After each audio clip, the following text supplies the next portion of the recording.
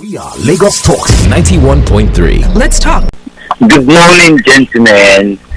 That's Sebastian. I got it wrong yesterday. Yeah. I actually called and my call dropped off. Okay. But okay. What people are getting it wrong is that the time Harry was to play football. There was no money in football. I agree with you. 100%. I was going to say there was no money in football. I agree with people who played raw football, what we call raw football. Yeah. Almost amateur. Yeah, football, I agree with you. Right from the days of New Nigeria Bank, ACB, Bender Insurance. You know, all the things. Flash Flamingos. There was no money in football. These people struggled and got to the point they are. However, yes, I understand where that guy is coming from, but we're also going to visit.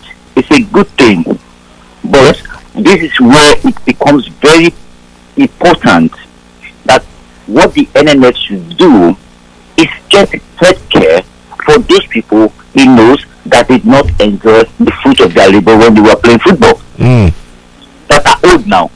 Give them a pot and HMO for them. And that way, they will be able to now say, okay, they can go to the hospital, get their treatment. If the treatment is that much that they cannot afford, then they can now say, okay, let us see how we can step in. I hear you, just step in, you pay on a yearly basis. All right. Thank you very much. That would be good. Yeah. Thanks. Thank you very much. You know, Sebastian makes an excellent point. Okay, go on. Sorry? I was just going to drag in, or pull in, not drag, sorry. It's going to pull in.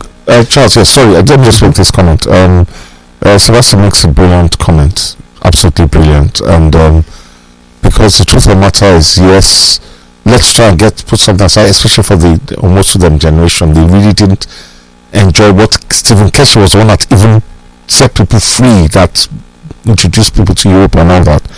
And then I tell you something, Charles can speak better than I do. He will know. And I, from my own experience, healthcare is very, very expensive. Let us pray in Nigeria of today that you don't have a serious medical issue.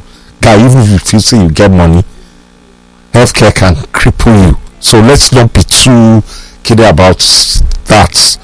You might, God forbid, you that you work every day, generate income and feel say you hope pay one medical malaise can put you in a place that you don't want to be. Charles, please, your contributions to sponsor to starting off with the Nwosu situation. Why we tell you where to start? No, because that's but that's actually where I want to start. Okay. To be honest. So even when you commit like telepathy, even when you are not in the studio, you are communicating with each other. You Spending is a thorough profession. You just talk about my friend. I'll talk about You understand? We come from the same club. I beg you, talk to me. Talk, please. No, but to be honest, I think it's a very, very topical issue. Harry Nwosu, to start with, did not beg anybody for funds. True. He did not beg. Very good point. I spoke to his sister, like I said, a couple of weeks ago, and she said very, very clearly that Harry Nwosu did not ask anybody for money, anything. And it's not in the social media anywhere. He wasn't asking anybody to donate money for him.